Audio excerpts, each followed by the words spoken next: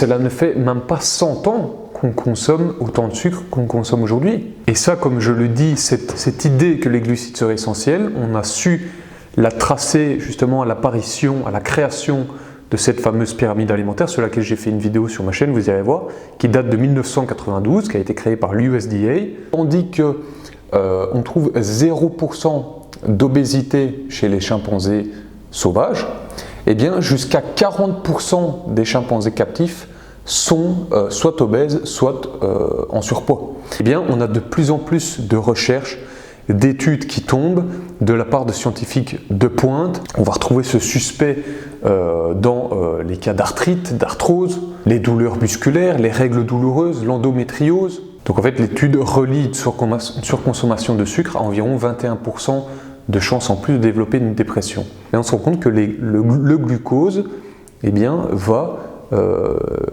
s'il est déchargé en trop grande quantité, trop longtemps dans l'organisme, va aller user les cellules énergétiques qu'on appelle les mitochondries et qui sont les petites centrales énergétiques, petites centrales nucléaires qui fabriquent l'énergie dans notre corps.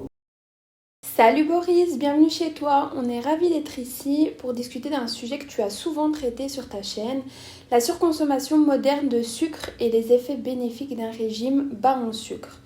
Avant de plonger dans le vif du sujet, pour ceux qui te découvrent, peux-tu te présenter brièvement? Qui es-tu et que fais-tu au quotidien? Alors moi je m'appelle Boris et je suis nutritionniste et youtubeur dont le sujet principal c'est l'histoire de l'évolution humaine. Je m'intéresse à l'histoire de notre évolution en tant qu'espèce et surtout la grande thématique des sujets que je traite c'est d'essayer d'explorer en quoi on peut trouver des solutions et des explications aux grands problèmes de société moderne dans notre parcours évolutif, si tu veux.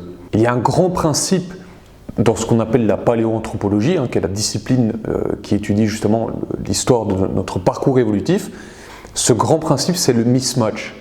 Et en fait, le mismatch, si tu veux, ça explique que le monde d'aujourd'hui n'a plus rien à voir avec le monde dans lequel nous avons évolué. Et ce décalage, c'est la traduction du mot mismatch, ça crée des problèmes de société qui se répercutent sur les individus. Et moi, mon but, c'est justement en allant analyser notre parcours évolutif, les conditions de vie qu'on avait en tant que chasseurs-cueilleurs préhistoriques, d'où on vient, si tu veux, et en analysant aussi les chasseurs-cueilleurs contemporains, c'est d'aller justement trouver la façon la plus optimale pour vivre aujourd'hui, suivre ce pourquoi on a été conçu, la manière de vivre dans laquelle on a été conçu et pour laquelle on a été conçu, tout en essayant de s'adapter au monde moderne, pour pas vivre pas retourner au monde préhistorique si tu veux. Mon but c'est d'allier les deux, de trouver un compromis. Un petit exemple sur lequel je suis tombé récemment et qui illustre parfaitement le mismatch, c'est que si tu veux, il y a une étude qui est tombée récemment qui expliquait que jusqu'en 2010, on observait chez la majorité des femmes que leur cycle menstruel, donc leur période de règles, se calquait plus ou moins, mais d'une façon générale, sur les cycles de la Lune. Sauf que ce que les chercheurs ont observé, c'est qu'à partir de 2010, le suivi, le calque sur ce cycle de la Lune, a diminué drastiquement chez cette majorité de femmes, voire a été complètement éliminé en fait. Et les chercheurs, ils remettent ça sur l'apparition en masse des lampes LED dans les maisons dans le monde entier, et plus particulièrement en Occident, ainsi évidemment que la grosse apparition du marché des smartphones modernes et la lumière bleue qu'ils génèrent. Et donc là c'est un exemple concret de mismatch, c'est-à-dire qu'on a l'introduction d'un nouveau paramètre dans notre environnement qui change complètement la donne et qui fait que le monde moderne n'a plus rien à voir avec ce avec quoi on a évolué, c'est-à-dire un monde sans lumière artificielle, où les cycles menstruels, mais aussi tout simplement en règle générale le rythme circadien des gens se calquait sur les astres, sur les rythmes du soleil et de la lune. Donc là on a un exemple parfait de mismatch et le but ici c'est de réfléchir comment ajuster ce gap, ajuster ce mismatch. Et par exemple, une solution, c'est de réduire un max la présence de LED chez soi et tout simplement de supprimer les lumières bleues, c'est-à-dire de mettre des filtres à lumière bleue sur son smartphone par exemple. Donc ça c'est le grand but de ma chaîne si tu veux, c'est d'essayer de trouver comment justement combler ce gap, combler ce mismatch et essayer de vivre au mieux dans sa nature humaine, que ce soit au niveau du corps ou de l'esprit, dans le monde moderne. Ça c'est vraiment la thématique. À côté de ça, si tu veux, et là on en vient un peu plus au cœur du sujet d'aujourd'hui, eh bien je suis un grand sportif depuis l'enfance et je pratique aussi dans mon job journalier. Mon job journalier est un métier extrêmement physique et demandeur physiquement et mentalement. Et ces deux activités, eh bien, elles m'ont poussé à m'intéresser énormément à la nutrition et à tout ce qui touche eh bien, à la physiologie humaine. Au métabolisme, à la façon dont notre corps humain fonctionne. Et par là, en m'intéressant à tout ça, eh bien, j'ai su me rendre compte que eh bien, cela touchait directement justement à l'évolution humaine, hein, parce qu'on en vient à des sujets comme eh bien, l'origine de l'alimentation, quelle alimentation est la plus originelle pour l'être humain, quels sont les vitamines et minéraux dont notre corps a besoin, etc. etc. La nutrition, c'est vraiment toute une science, et cette science, on peut aller la chercher dans la paléoanthropologie également. Ça m'a aussi ouvert à des principes magnifiques de l'évolution, comme par exemple la loi de l'hormèse, hein, donc basiquement eh bien, le fait que ce qui ne te tue pas te rend plus fort. Hein. On a aussi des principes comme l'autophagie, la capacité du corps eh bien, à se guérir lui-même et à supprimer lui-même, se nettoyer lui-même de ses cellules dysfonctionnelles, dégénérées, etc. Et par tous ces principes et ces enseignements que j'ai été chercher dans la nutrition et la science de la physiologie, eh bien j'essaye de les appliquer concrètement dans mon métier journalier et dans mon sport. Et donc grâce à tout ça, j'ai développé certaines connaissances, d'autant plus bien que moi-même je suis passé par certains petits problèmes de santé il y a quelques années, et tout ça m'a poussé justement au grand sujet dont on va parler aujourd'hui, qui est eh bien, la surconsommation de sucre. Merci pour cette intro, c'est super clair. Allons droit au but avec ma première question. L'impact du sucre sur la santé semble bien plus grave que ce qu'on imagine généralement. Est-ce que tu veux bien développer ton propos là-dessus ? Effectivement, on se rend compte depuis plusieurs années que l'impact du sucre, de la surconsommation de sucre sous toutes ses formes, hein. C'est-à-dire que ce qu'on appelle sucre, c'est une gamme, il y a plusieurs types de sucre hein, qui sont regroupés sous le terme de glucides, d'accord, qu'on appelle aussi les carbs, les carbohydrates en anglais. Et ce qu'il faut que les gens sachent absolument, parce que c'est déjà une première information que pas beaucoup de gens ont à l'esprit, c'est que les sucres, ils sont justement sous plusieurs types et qu'on retrouve des sucres dans des aliments dont jamais on n'aurait pensé qu'ils contenaient des sucres, tout simplement parce qu'ils n'ont pas ce fameux goût sucré, si tu veux. On retrouve par exemple des glucides, donc du sucre, une forme de sucre, dans le pain, dans les pâtes, dans le riz, dans les pommes de terre, d'accord ? Ce sont des sucres qui sont là sous forme d'amidon, mais on a aussi des sucres qui sont sous forme de fructose dans les fruits. Là, on va avoir ce fameux goût sucré caractéristique. On va aussi avoir du sucre sous forme de fibres. Ça, on le retrouve notamment dans les légumes, d'accord ? Donc, il y a plusieurs types de sucres et ces fameux sucres, ces fameux glucides, on les retrouve dans énormément de produits, même ceux dont jamais on n'aurait pu se douter qu'il y avait du sucre. Donc ça, c'est vraiment très important à comprendre. Ça, c'est la première chose. C'est la première chose et c'est très important à capter, d'autant plus que cette information, elle fait partie d'un plus large angle mort, une plus large obscurité sur les conséquences sur la santé du sucre. Parce qu'en effet, la première cause pour laquelle l'épidémie de surconsommation est bien plus grave que ce qu'on pense, c'est que si tu veux, la surconsommation de sucre, elle a été énormément normalisée.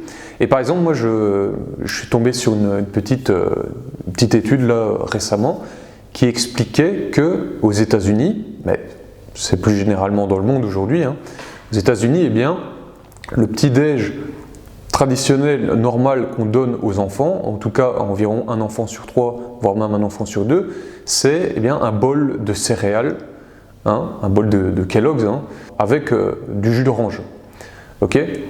Et donc si tu veux, on fait commencer la journée à un petit gosse avec environ 40 à 45 grammes de sucre. Donc on fait commencer la journée à des petits enfants qui auront besoin de se concentrer, qui auront besoin d'avoir de l'énergie, qui auront besoin bien d'avoir un process métabolique au top. On les fait commencer la journée avec 45 grammes de sucre comme ça, en sachant que derrière il y a le goûter de 10 heures, où généralement on va leur mettre aussi des sucreries. Il y a le repas de midi, on va leur donner aussi des glucides. Il y a le goûter de 16 heures, ça consiste généralement en une friandise, aussi un petit jus d'orange, etc. Ensuite, il y a encore le dîner du soir, hein, d'accord, ce qu'on appelle le souper aussi en Belgique, où là aussi on va encore leur mettre des glucides, hein, basiquement pas de bolo, d'accord, si les parents ont la flemme. Et puis, généralement, il y a aussi le petit dessert et le grignotage du soir. Et donc, si tu veux, on se retrouve avec des petits enfants qui sont en surconsommation de glucides absolument énorme parce que eh bien, la limite qui est préconisée justement par des institutions quand même balèzes, hein, comme l'OMS, c'est même pas 45 grammes de sucre, c'est environ 20 à 25 grammes de sucre par jour. Par jour, d'accord? Et donc là, on va arroser de 45 grammes de sucre dès le matin au premier repas, sachant que derrière, tu as aussi 40, 50 grammes par repas, d'accord? Donc c'est absolument phénoménal. Et tout ça, si tu veux, les gens n'en ont absolument pas conscience, parce qu'on associe le sucre, et ça c'est un gros problème qui nous vient de la pyramide alimentaire, je vais t'en parler par la suite, de cette arnaque pure et simple qu'est la pyramide alimentaire, c'est qu'on associe encore le sucre à l'énergie, d'accord? Alors on sait qu'il y a des problèmes de carie, de peut-être diabète, etc. Mais tu as encore cette insouciance, tout simplement parce que les gens ne sont pas encore au courant des dernières recherches, des dernières avancées. Et ça, c'est justement le deuxième point pour lequel eh bien, c'est beaucoup plus grave que ce qu'on pensait. Eh bien, c'est que paradoxalement,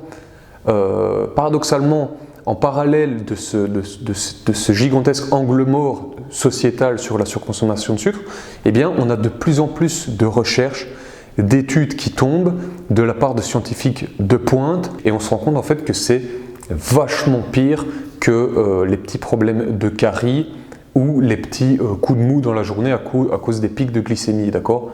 En fait, on se rend compte, si tu veux, que la surconsommation de sucre est un véritable poison lent qui va s'attaquer au fondement même de notre physiologie et de ce qu'on appelle le métabolisme, hein, c'est-à-dire l'ensemble des processus chimiques, enzymatiques qui en fait font qu'on a envie, hein, d'accord, c'est-à-dire tout ce qui s'occupe tout simplement du développement de nos tissus, de la réparation de nos cellules, absolument tout.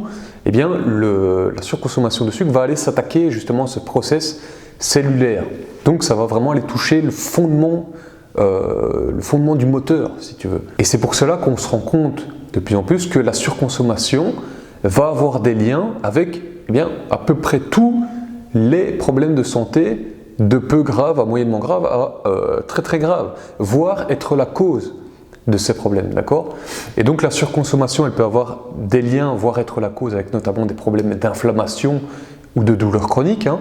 On va retrouver ce suspect dans les cas d'arthrite, d'arthrose, les douleurs musculaires, les règles douloureuses, l'endométriose, les problèmes d'inflammation en tout genre. Okay, on va retrouver ce suspect de la surconsommation de sucre dans les problèmes mentaux, de moyennement graves à très graves, comme par exemple eh bien, les cas de dépression sous toutes ses formes, les cas de schizophrénie aussi, les cas d'épilepsie, hein. D'ailleurs c'est comme ça que, au passage on va en reparler, mais c'est comme ça qu'on a découvert en fait la puissance du régime cétogène, c'est parce qu'à la base ça a été développé comme un traitement pour l'épilepsie, hein. C'est-à-dire que le régime low carb, donc bas en glucides, a commencé comme traitement pour l'épilepsie, hein. Ça il faut le savoir, hein. Donc on voit directement un effet direct sur le système nerveux. On a aussi, pour revenir vite fait sur la dépression, parce que je trouve ça absolument incroyable, on a une étude là ici en 2024 je crois, qui montre eh bien, que à mesure de ta consommation de sucre, eh bien, tu as une augmentation de la probabilité de développer une dépression. Donc en fait, l'étude relie une surconsommation de sucre à environ 21% de chances en plus de développer une dépression. Et on a aussi un lien, voire une cause, d'accord, voire une relation causale, même si les recherches sont encore en cours, c'est pas encore totalement établi, mais entre la surconsommation de sucre vis-à-vis des cas de cancer, de maladies cardiaques et même d'Alzheimer, d'accord, donc des énormes tueurs dans notre société, d'accord. Je crois que les maladies cardiaques et les cancers sont les 2 plus gros tueurs dans notre société, ça a vérifié, mais en tout cas c'est des tueurs énormes si tu veux, problème gravissime.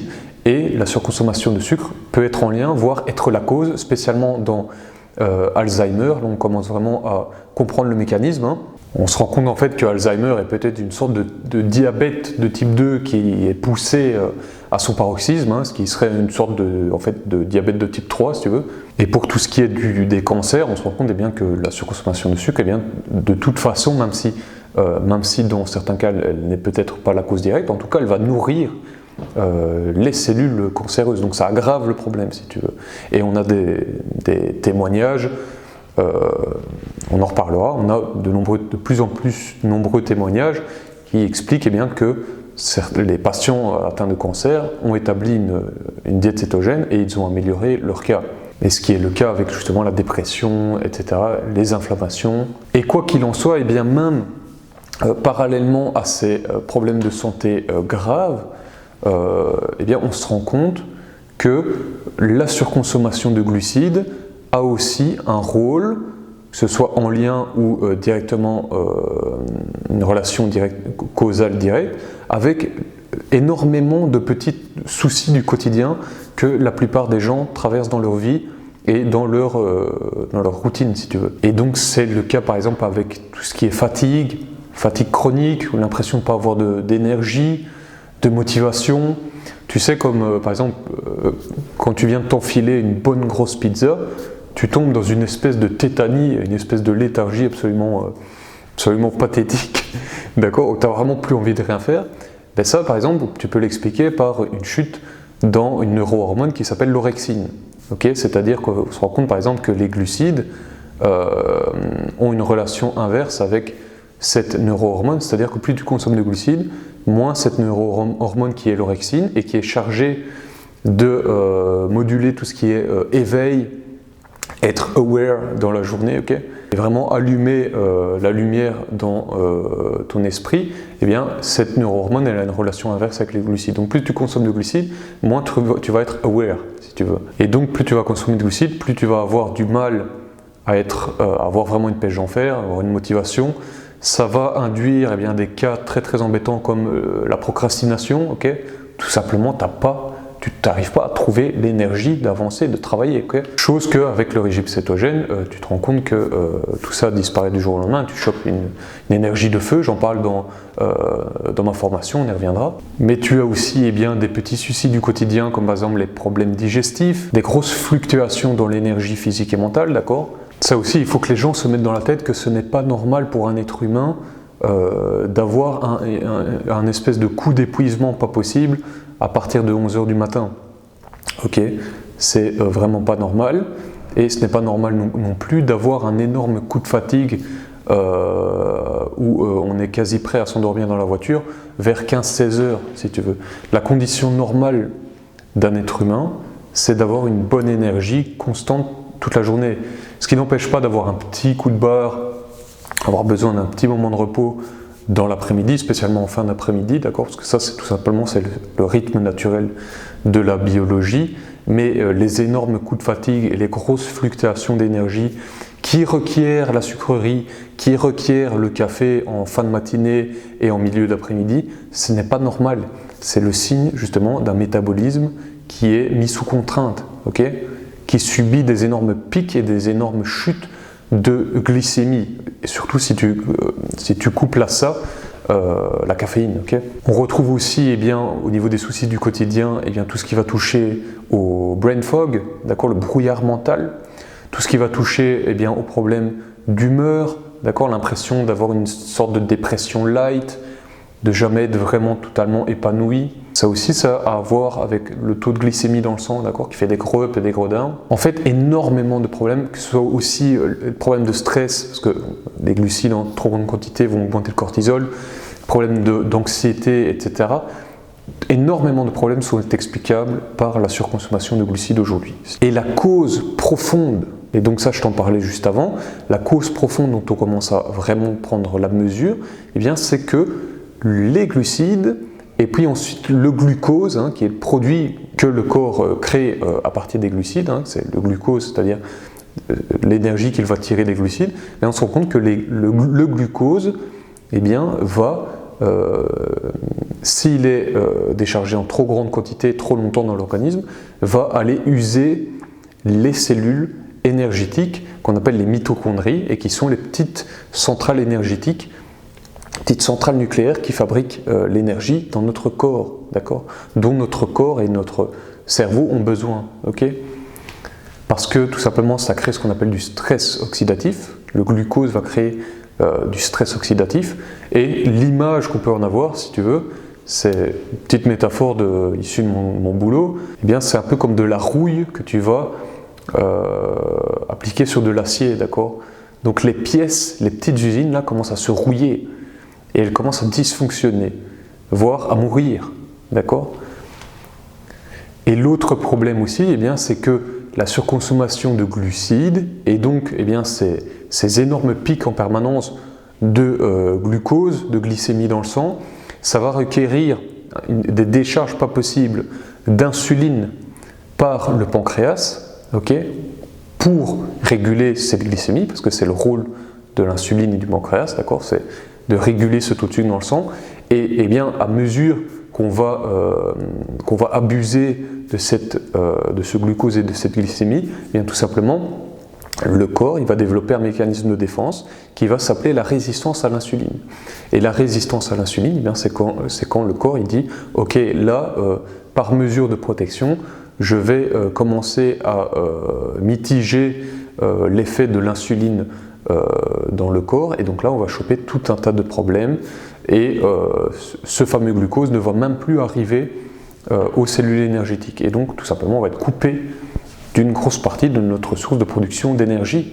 Et le corps sans énergie, eh bien, il périclite sous tous ses aspects, d'accord ? Parce qu'on a besoin d'énergie pour tout, d'accord ? Pour vivre, tout simplement. Et ça, cette découverte, ce lien entre la surconsommation de sucre et donc la trop grande présence de glucose dans l'organisme au fur et à mesure du temps, qui vient eh bien, saboter, complètement détruire nos cellules énergétiques, les mitochondries. Ce lien il a été particulièrement mis en avant par un docteur et aujourd'hui une figure publique que j'adore, que j'aime beaucoup, qui est le docteur Chris Palmer, qui a été vraiment un des premiers à soulever vraiment le lapin, d'accord, et à faire ce lien entre la surconsommation de glucides et la destruction de nos cellules énergétiques, ce qui va eh bien, impacter à la fois la physiologie et à la fois eh bien, la santé mentale.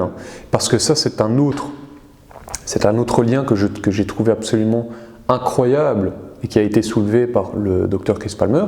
Eh bien, c'est que là, à travers les mitochondries, on a le lien direct entre le corps et l'esprit. C'est-à-dire que lui, en tant que psychiatre, eh bien, justement, s'est aperçu qu'en établissant des gens sous régime cétogène, des régimes qui sont pauvres en sucre, il parvenait à améliorer leur état mental, voire pour certains à les guérir, comme dans le cas de certaines schizophrénies.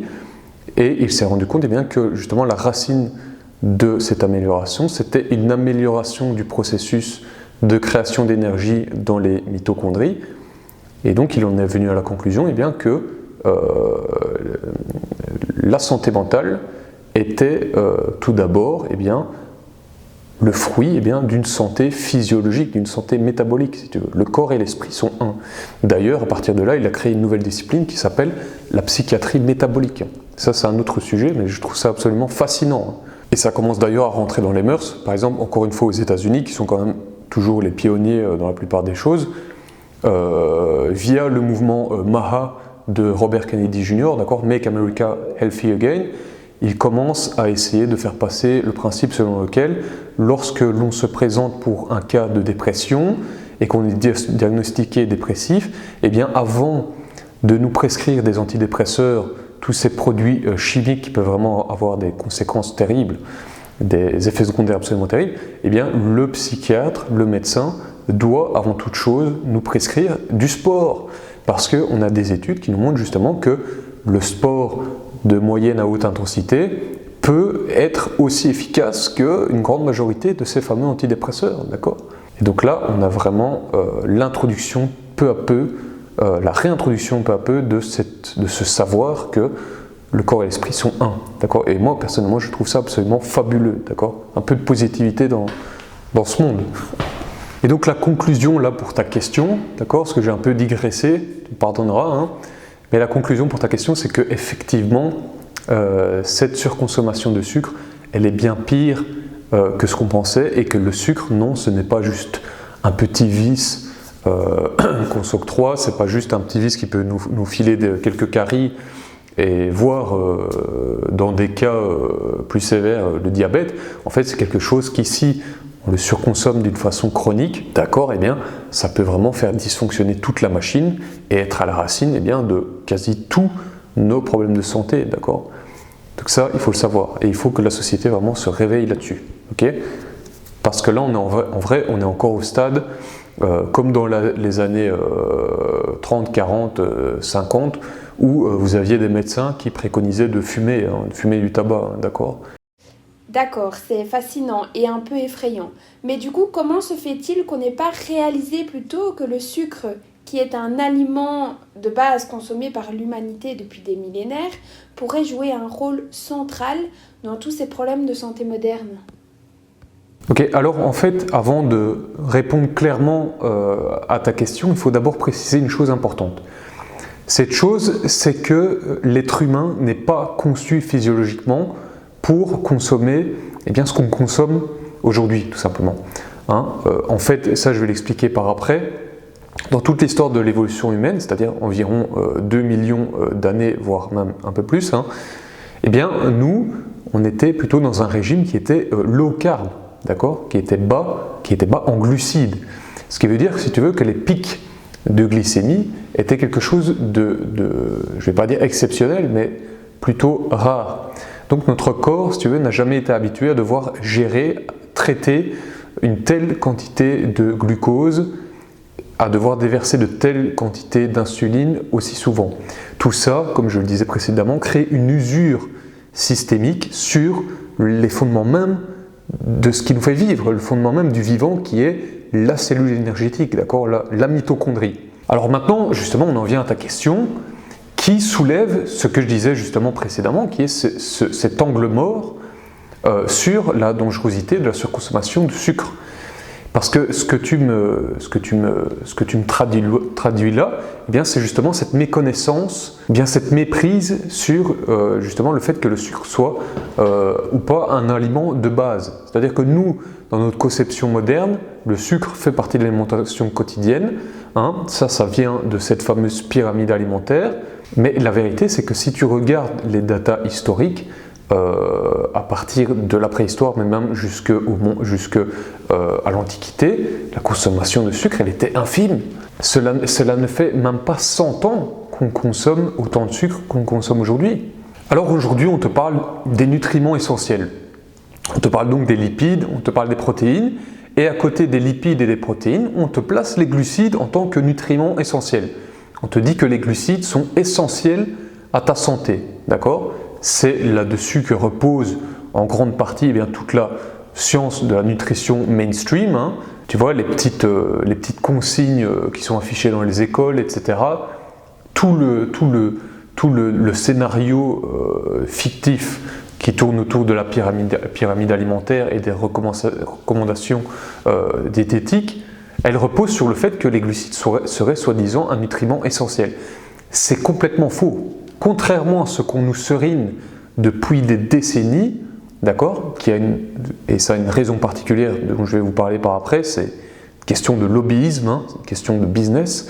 Contrairement à ce qu'on nous explique, les glucides ne sont pas un nutriment essentiel, d'accord. Tu peux parfaitement vivre sur base de protéines et de lipides uniquement. Les glucides, c'est une sorte de bonus, d'accord? C'est une source énergétique qui est très facilement disponible pour le corps, qui va lui permettre, parce que le glucose tout simplement se convertit très très vite en énergie dans le corps, ça va permettre au corps et au cerveau d'avoir un gros boost d'énergie très rapide, hein, d'accord? C'est l'effet dynamisant du sucre, okay? Quand tu as un petit coup de pompe, tu manges une petite sucrerie et hop, t'es reparti. Et ça, comme je le dis, cette idée que les glucides seraient essentiels, on a su la tracer justement à l'apparition, à la création de cette fameuse pyramide alimentaire sur laquelle j'ai fait une vidéo sur ma chaîne, vous irez voir, qui date de 1992, qui a été créée par l'USDA, hein, qui était une agence gouvernementale,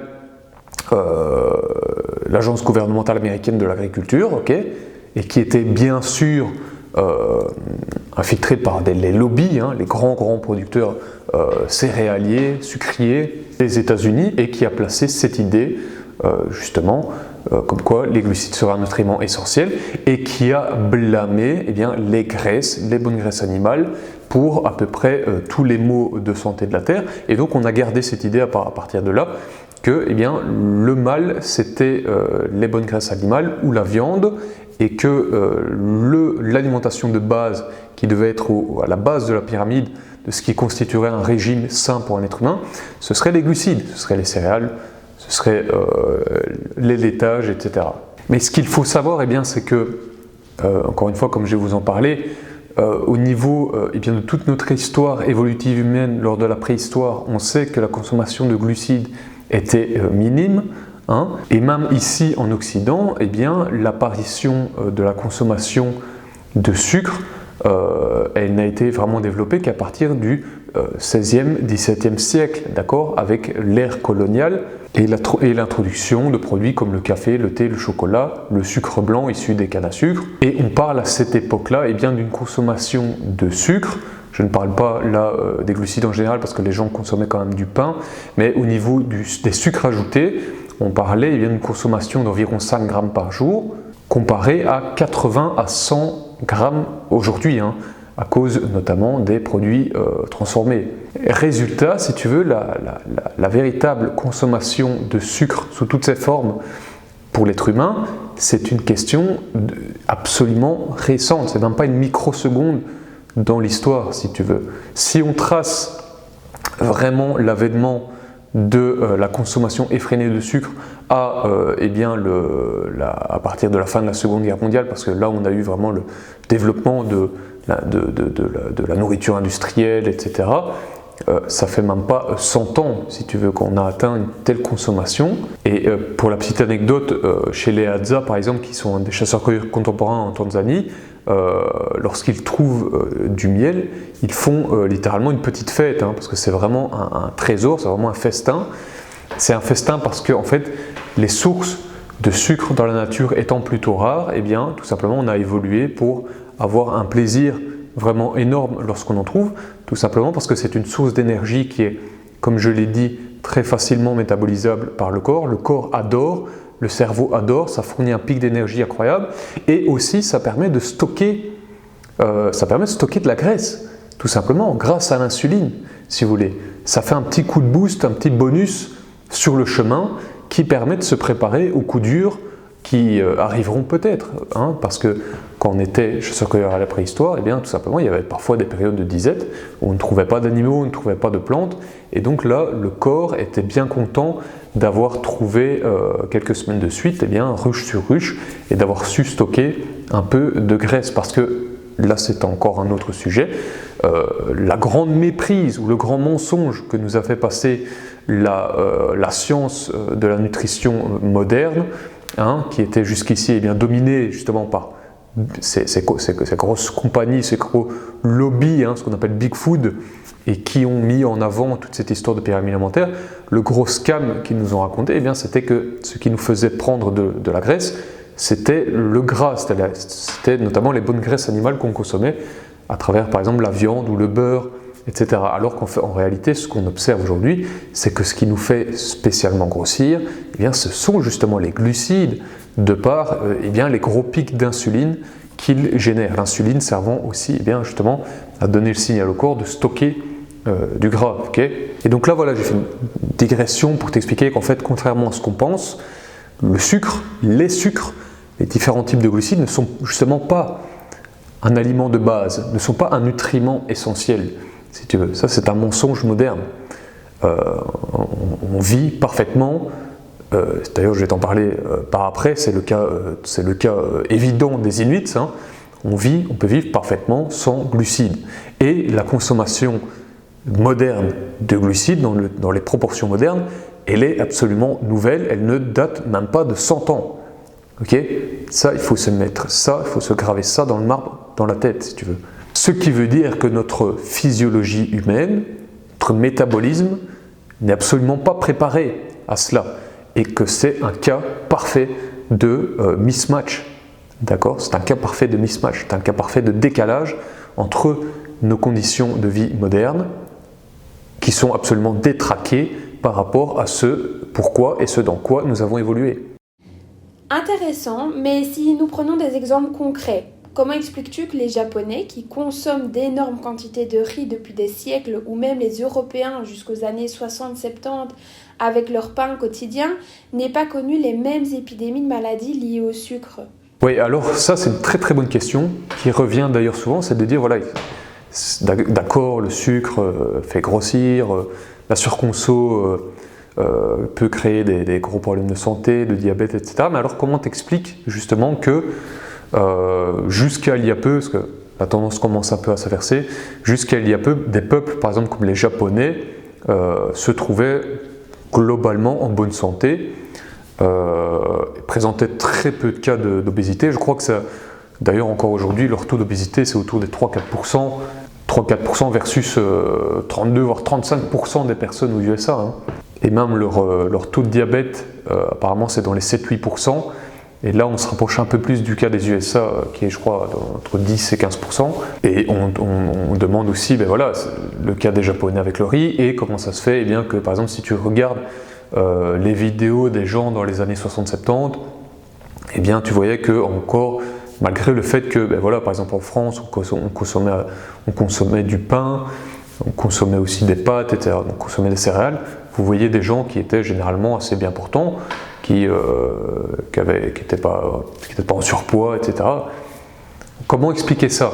Et en fait, ce qu'il faut comprendre, si tu veux, c'est que là, dans ce cas, la moyenne à grande quantité de riz, donc de glucides que consomment les Japonais, elle est modérée par un contexte, par un style de vie qui va vraiment mitiger les effets négatifs de cette consommation, qui d'ailleurs n'était pas jusqu'il y a peu une surconsommation. Hein. C'est-à-dire que les glucides en eux-mêmes ne sont pas toxiques. Ce qui va être toxique, ça va vraiment être la fréquence et la quantité. D'accord ? Notre corps, comme je te le dis, on peut totalement métaboliser des glucides. D'accord ? Je te le dis, notre corps adore. Quand on trouvait du miel à la préhistoire, quand on trouvait des fruits à la préhistoire, c'était la fête. D'accord ? Donc notre corps peut encaisser des glucides, il n'y a pas de problème avec ça. Ce qui va faire le poison, c'est la quantité et la qualité aussi, d'accord, et la fréquence. Dans le cas des Japonais par exemple, il y a tout un contexte, tout un style de vie autour qui va mitiger cette fréquence, cette quantité et cette qualité. On a par exemple dans la culture japonaise, eh bien, le fait qu'on va essayer de se modérer par rapport à la quantité de nourriture qu'on va ingérer. Ça a un nom, hein, on vérifiera, je crois que c'est le hara ishi bu, je crois. En fait, ça consiste à expliquer que voilà, on va essayer de manger jusqu'à 80% de sa satiété. D'accord ? On ne va pas vraiment se remplir l'estomac, on ne va pas manger à outrance, ce qui fait que tu as déjà une prise de calories et donc de glucides qui va être moindre que dans des sociétés comme les USA par exemple. Il faut savoir aussi que le riz généralement n'est pas en très très grande quantité, d'accord, et c'est souvent mélangé avec des aliments, avec des fibres qui vont freiner l'absorption des glucides et qui vont mitiger le pic glycémique, d'accord, le pic d'insuline. Donc tout ça va faire que on va avoir un dommage moindre sur le métabolisme. On va avoir un riz qui va souvent être soit complet, soit refroidi, d'accord, ce qui va aussi mitiger l'effet de l'amidon, mitiger le pic de glycémie. Et globalement, dans toute l'alimentation autour, on va avoir très peu de sucre ajouté. Donc en gros, le riz ou les nouilles vont être en gros les seules sources de glucides, si tu veux. Et ce seront des sources d'assez bonne qualité, d'accord? Ce seront des sources d'assez bonne qualité. On va trouver très peu de produits ultra transformés, de sucre ajouté. Et puis, eh bien, jusqu'à il y a peu, on trouvait des gens qui aussi avaient un mode de vie beaucoup plus actif qu'aujourd'hui, beaucoup moins de sédentarité, beaucoup plus de marche, beaucoup plus de vélo. Et puis aussi, accessoirement, c'est important aussi, une adaptation génétique.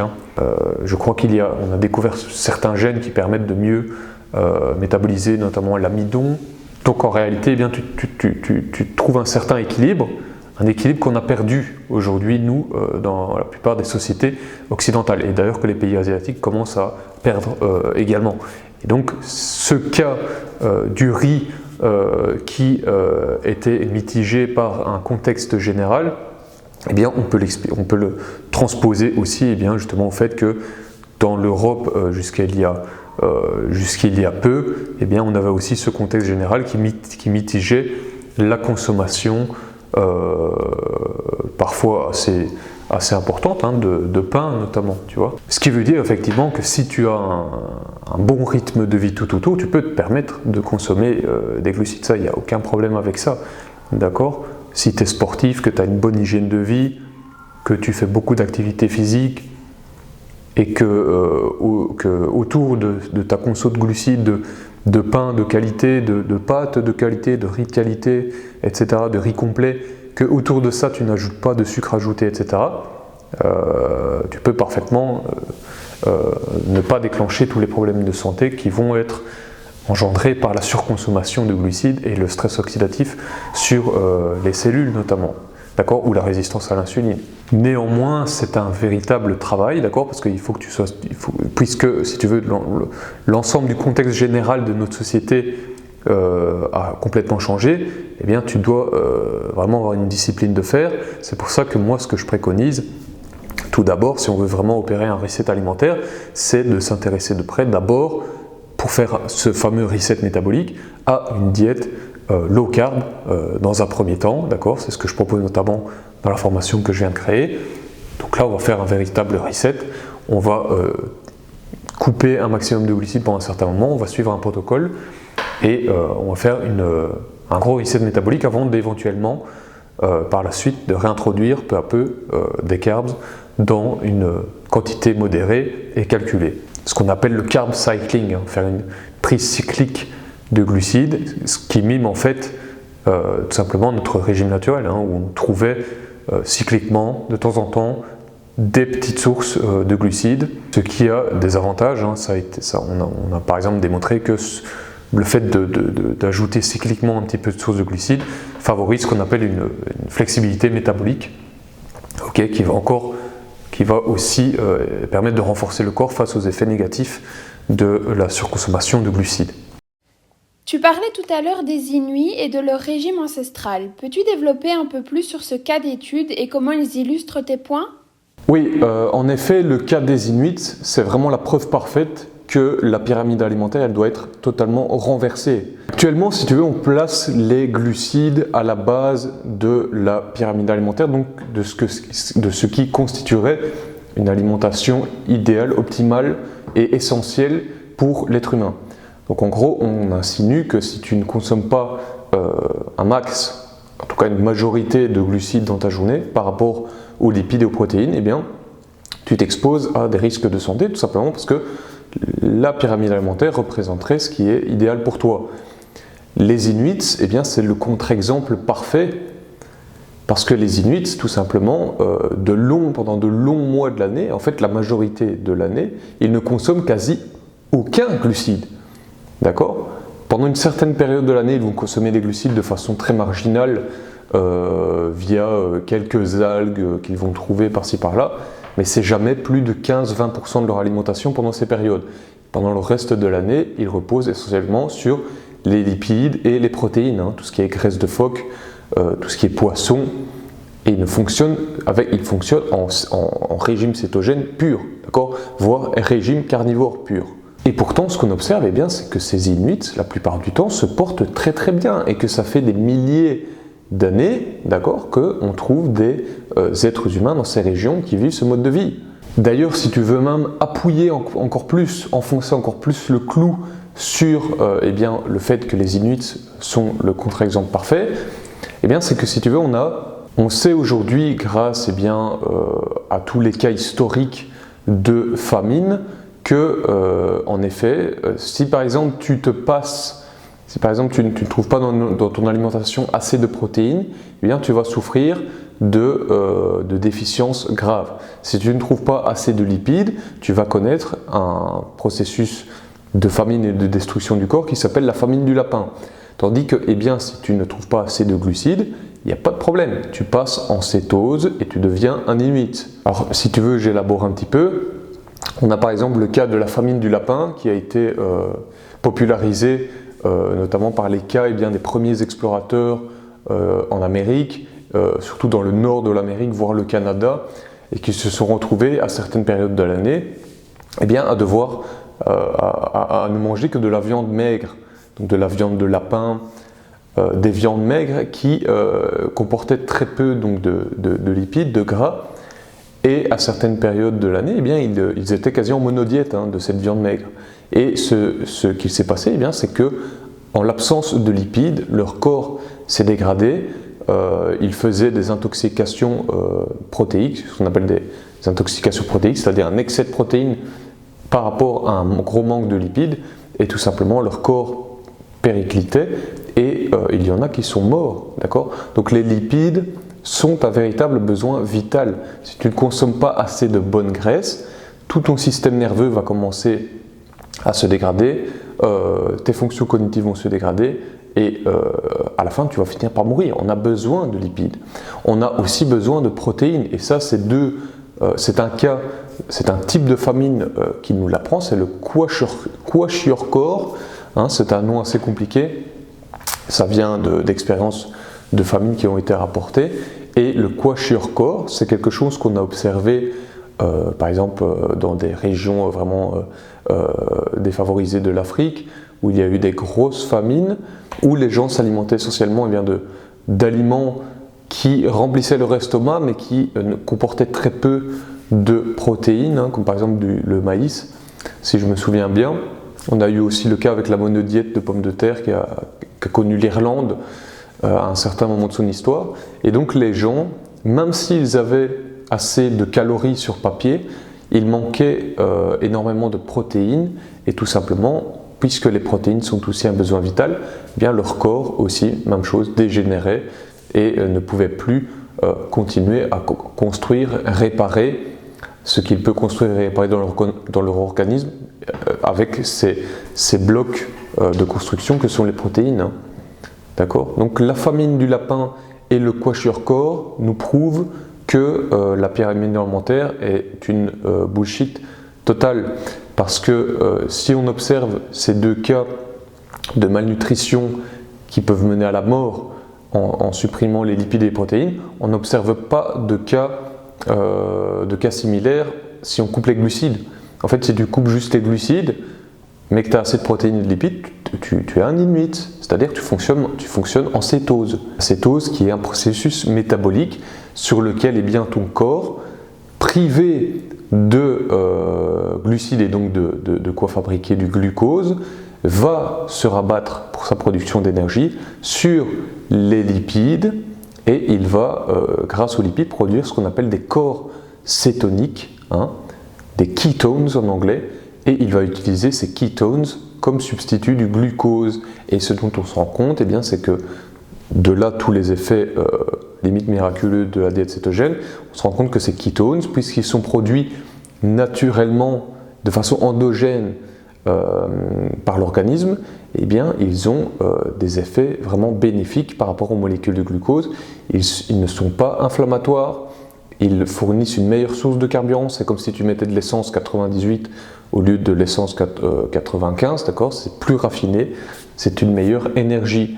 Et le cerveau, particulièrement, préfère les ketones, les corps cétoniques, au glucose. Alors, c'est une très bonne objection. Effectivement, on n'est pas des Inuits, d'accord? Et effectivement, les Inuits, au fil des millénaires, ont développé des adaptations spécifiques qui les enjoignent encore plus à supporter ou être encore mieux adaptés à ce type de régime alimentaire. Cependant, on a un cas historique qui nous prouve que en fait, n'importe qui pourrait se ramener dans une tribu d'Inuits et s'adapter parfaitement à leur régime alimentaire. Ce cas, c'est celui de Vilhjálmur Stefánsson, qui était un explorateur, ethnographe, écrivain islandais de mémoire, et qui est aujourd'hui connu dans la postérité pour justement avoir énormément étudié les Inuits, avoir même été à leur contact, voire avoir vécu avec eux pendant plusieurs années. Je crois qu'il a même vécu plusieurs années consécutives avec eux. Il s'était vraiment intégré à ce groupe. Et Stefánsson, eh bien, forcément, il a dû s'adapter à ce régime alimentaire. Et eh bien, il s'est rendu compte que le régime alimentaire lui allait très bien, voire beaucoup mieux. Et en fait, il est devenu le premier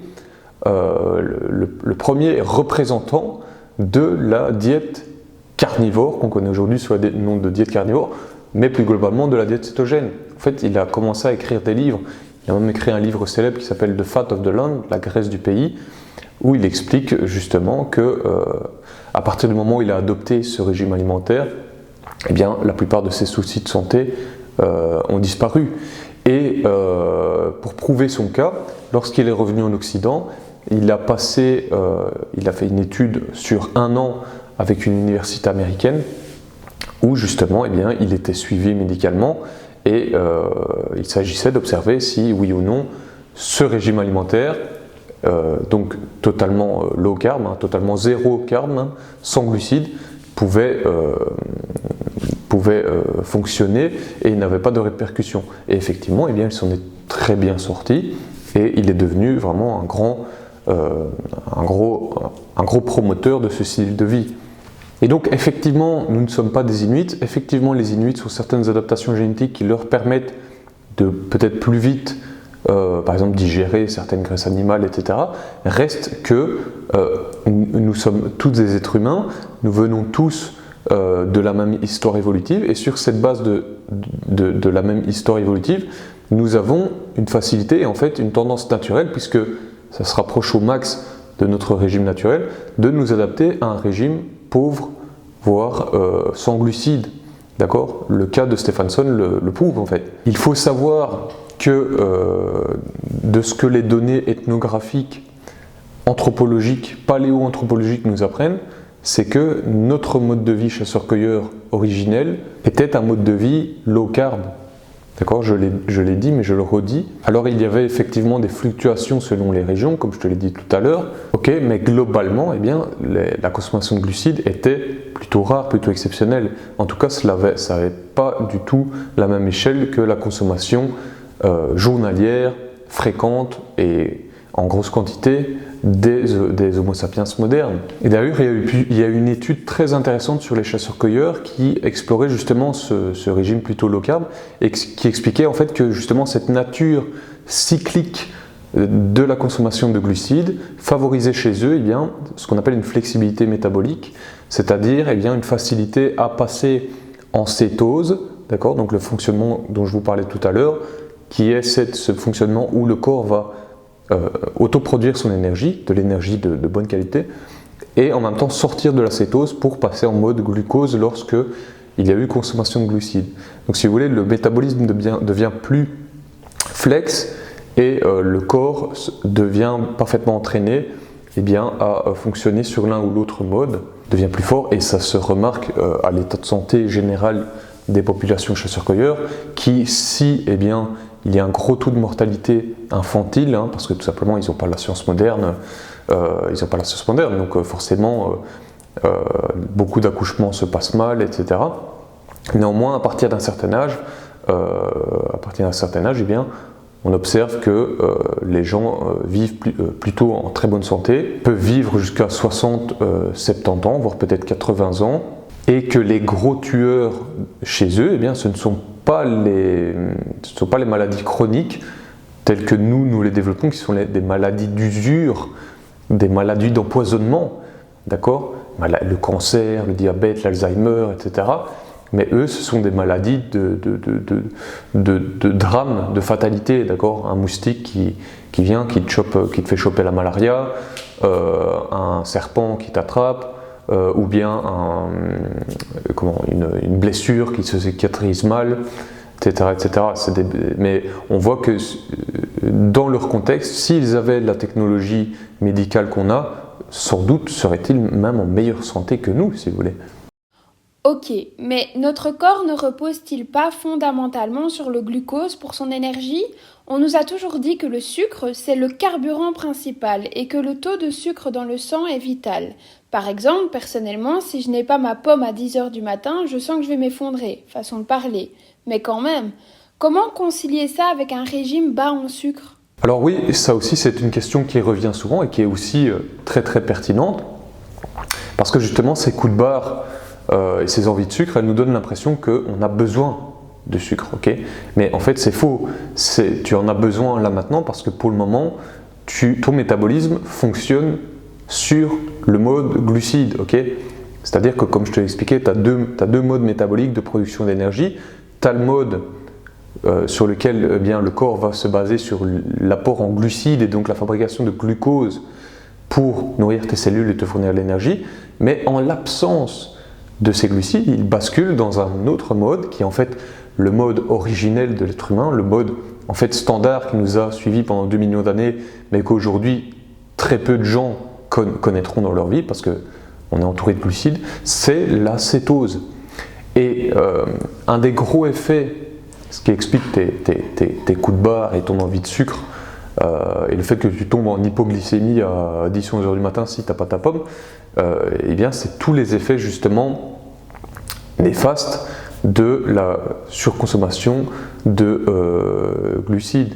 On sait par exemple que les glucides vont agir énormément sur les hormones de la faim. Par exemple, en contraste, lorsque tu es en cétose, eh bien, on voit une énorme stabilisation des hormones de la faim, comme la gréline, comme la leptine, qui vont faire que tu auras un taux une glycémie dans le sang qui sera très très stable, au contraire d'un régime où tu vas consommer des glucides et où ta glycémie va faire des fluctuations parce que l'insuline a besoin de gérer ça, d'accord? Et donc tu vas avoir des grosses fluctuations qui vont expliquer ces gros crashs. Alors habituellement, c'est le crash de 10-11 heures parce qu'on a eu le petit déjeuner avant, et puis c'est le crash de 15-16-17 heures parce qu'il y a eu le repas de midi. Et donc à chaque fois, à ces périodes-là, on a besoin de consommer du sucre. Et on croit qu'on a besoin de sucre. Et ce crash de 10-11 heures, lorsque tu es en cétose, il n'existe plus.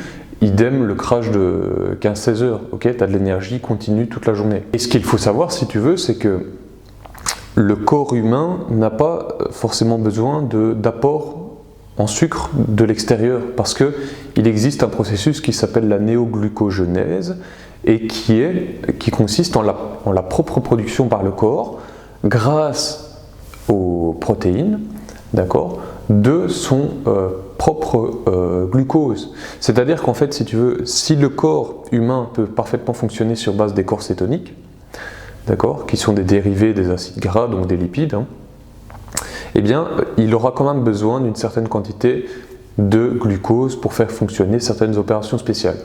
Et en l'absence de ce glucose qui viendrait de l'extérieur, il a la capacité, parce que la nature est bien faite, il a la capacité de la créer lui-même grâce à un processus qui s'appelle la néoglucogenèse.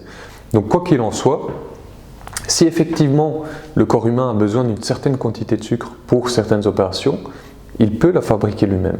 Il fabrique donc tout son propre sucre et parallèlement à cela, pour la vaste majorité des autres opérations, il va fonctionner sur la base de ces corps cétoniques qui sont, comme je l'ai dit, un meilleur carburant.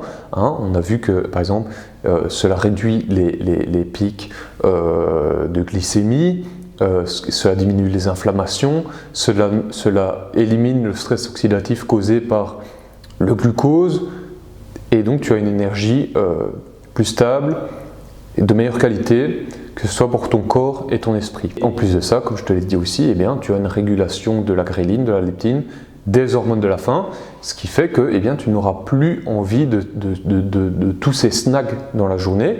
Et donc, fatalement, ceci couplé à d'autres mécanismes comme eh bien, de moindre décharge d'insuline, tu vas perdre du poids, tout simplement. Et à côté de ça, grâce au corps cétonique, eh bien, tu vas avoir tous ces effets bénéfiques dont je t'ai déjà parlé, hein, augmentation de la clarté mentale, amélioration drastique des troubles mentaux en tout genre, hein, des plus petits qui sont par exemple l'anxiété, le stress, une faible motivation, une tendance à la procrastination, ou plus grave comme la schizophrénie, les dépressions et même Alzheimer. Tu as aussi tout un tas de bénéfices parallèles très très intéressants, comme par exemple eh bien, un gros coup de boost pour tout ce qui est eh bien, tout ce qui consiste au fait d'essayer de quitter une addiction. Hein. On a eu des études qui nous montrent que la mise en place d'un régime cétogène lorsqu'on essaye de quitter une addiction aide vraiment beaucoup. Hein. On a eu le cas avec des alcooliques, d'accord, ils ont démontré bien que la diète cétogène, de par plusieurs paramètres, hein, notamment la stabilisation de la glycémie, qui fait eh bien, qu'on a moins de gros hauts et de gros bas, etc. Et aussi la diminution de certaines impulsions alimentaires aide vraiment drastiquement dans le sevrage de l'alcoolisme, par exemple. Pour conclure, un dernier mot de la fin, qu'est-ce que tu aimerais laisser comme message à nos auditeurs pour ce sujet ? Merci beaucoup à toi pour cette interview, de m'avoir permis eh bien, de prendre la parole. Comme mot de la fin, j'aimerais dire aux gens qu'avant de se lancer dans tout ce qui est médicaments ou pilules soi-disant miracles pour perdre du poids, tu sais, récemment on a entendu parler de l'Ozempic, etc., toutes ces merdes chimiques qui ont plein d'effets secondaires, etc. Avant de se lancer dans tout ça, si on veut perdre du poids, avant de commencer à se gaver d'anxiolytiques, d'antidépresseurs, avant de commencer à se gaver d'anti-inflammatoires, avant de se lancer dans des process qui n'en finissent plus et qui sont là uniquement pour te faire de toi un abonné à Big Pharma, okay, ou te mettre dans des tunnels, où on va te recommander un expert, puis un expert, puis l'expert de l'expert, etc. Des choses qui n'en finissent plus. Moi, je dis juste aux gens, écoutez, renseignez-vous un max sur la diète cétogène. D'ailleurs, pour cela, je fais ma petite promo au passage, mais c'est pour ça que je l'ai fait, donc il faut quand même que j'en parle. Regardez des formations telles que je l'ai faites, hein, qui vont avoir pour but eh bien, de vous offrir un package d'informations sur un plateau afin que vous n'ayez pas à faire des heures et des heures et des jours de recherche, hein, et à lire des témoignages, etc. Et là, vous allez avoir une formation qui va vous offrir eh bien, les do's et les don'ts, des recettes toutes faites, le protocole, les choses à éviter quand on commence, etc., qui vont vous expliquer le processus. Avec cela, eh bien, vous allez vous intéresser à cela, vous allez donner une chance à ce type de régime, okay, parce que, eh bien, on se rend compte que études à l'appui, science à l'appui, science de pointe à l'appui, d'accord, c'est pas des petites pointures, c'est pas des scientifiques qui viennent de sortir de l'école qui nous parlent de tout ça, d'accord, c'est des gens comme le docteur Chris Palmer, Robert Lutzik, etc. C'est quand même des boss, quoi, tu vois. Et ces gens-là nous expliquent que des régimes tels que le régime cétogène eh bien, peuvent être encore plus efficaces que certains de ces fameux antidépresseurs, certains de ces fameux anti-inflammatoires, etc. Et aussi que la plupart, voire toutes les méthodes pour la perte de poids. Donc si vous avez un symptôme qui s'inscrit dans une de ces trois catégories, eh bien tout simplement renseignez-vous sur la diète cétogène. Allez voir le site que je mettrai en description, où je vais encore plus en profondeur, et allez voir tout simplement la formation aussi que je propose, parce que voilà, j'ai essayé de condenser l'information et de rendre ça le plus digeste possible afin de vous faire gagner du temps et de vous donner eh bien, les clés en main pour vous lancer dans cette petite aventure qui peut être un vrai reset. Hein. C'est d'ailleurs le principe de la diète cétogène. Hein. C'est un reset métabolique. Plus loin que de chercher à perdre du poids. D'accord? On va vraiment faire un reset du métabolisme, ce qui va rayonner sur absolument tous les aspects du corps. Que ce soit le poids, parce que vous allez retrouver votre ligne optimale, que ce soit la santé mentale, parce que la mitochondrie fonctionne mieux, ou la santé physique, parce que aussi la mitochondrie fonctionne mieux. Okay? Et donc voilà sur quoi j'aimerais conclure. Et je te remercie, et je remercie aux auditeurs et visionneurs d'avoir suivi cette vidéo. Ciao, ciao!